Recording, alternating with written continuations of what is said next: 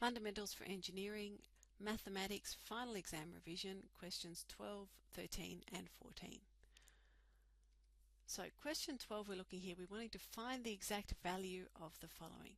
So we're going to remember first of all what we're going to do is draw up our unit ones here.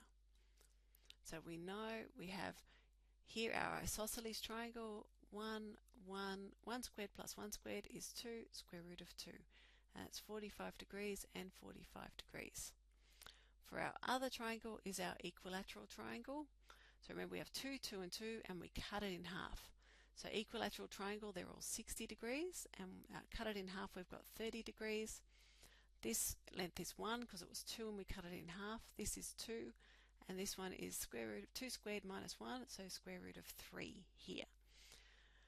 So now we're going to think here, we're going to put in, we've got 0 degrees, 90 degrees, 180 degrees, 270 degrees and 360 degrees.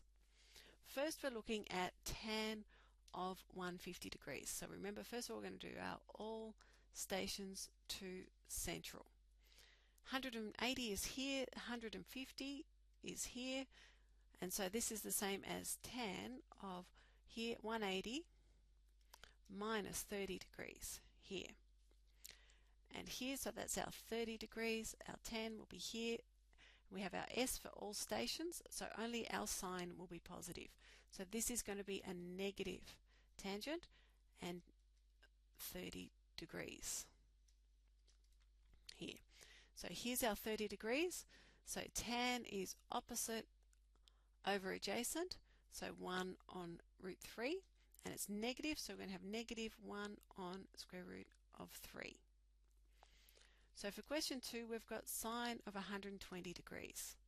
So here we'll change colour, black.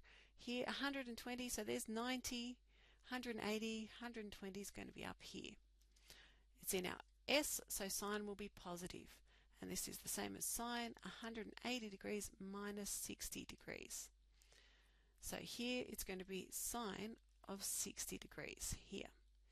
Here's our 60. Sine here is opposite over hypotenuse, so it's going to be root 3 over 2. For 3 here we've got cosine of 225. So we look on our circle here, 180, 270, so 225 is going to be in here. And here we've got, well, 225, and this is only our tangent will be positive. So it's going to be a negative, and we're going to have our cosine here, so it's 180. Remembering we always work from our 0 or our 180 line here. 180 and then so plus 20, 200, so it's plus 45 degrees here. So it's going to be negative cosine of 45 degrees. Here's our 45 degrees. Our cosine is adjacent over hypotenuse. So it's going to be negative 1 on the square root of 2. Okay, now looking at question 13.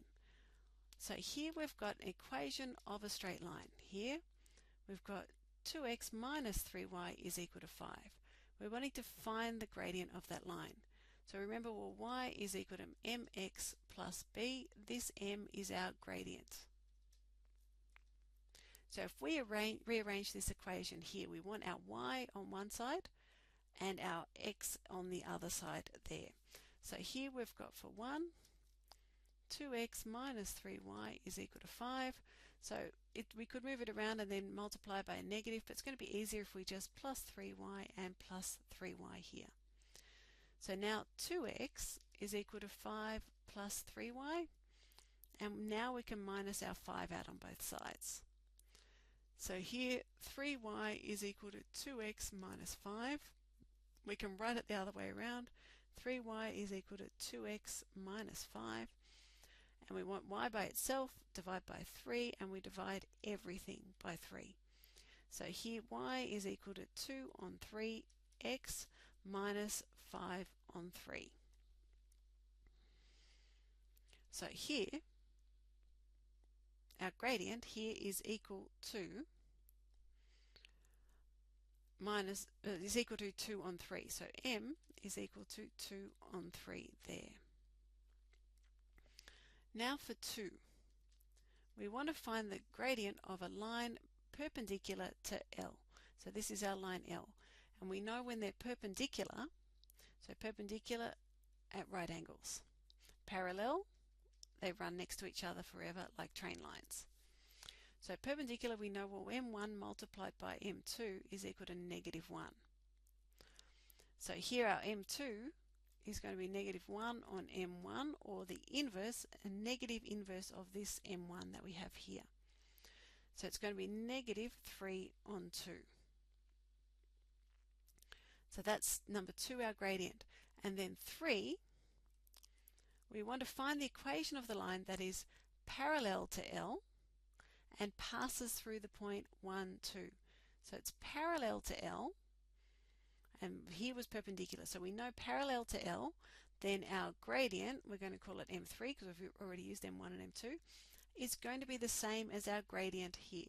So parallel, they run next to each other. If this is our 2/3, it's going to run like this. So our gradient will also be 2 on 3. And we're passing through the point 1, 2. This is our x1, y1. So we're going to say y minus y1 is equal to mx minus x1. So y minus 2 is equal to m, which is 2 on 3, x minus 1. Y minus 2 is equal to 2 on 3, x minus 2 on 3 here, and we can plus 2, and we want to plus 2.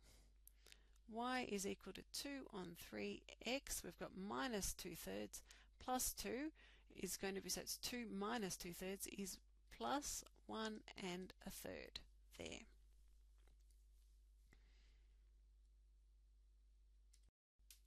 Now looking at question 14, we're wanting to find the equation of the line that's parallel to the x-axis and passes through the point 2, -3. So we'll start by drawing up our axes. We have our x and our y. Here our x value is 2, 1, 2. Our y value is -3, 1, 2, 3, -3. So here is our point. So for 1, we're parallel to the x-axis. So here we run along parallel to the x-axis. We can see it doesn't matter what x is, y is always going to be -3. So our equation is y is equal to -3.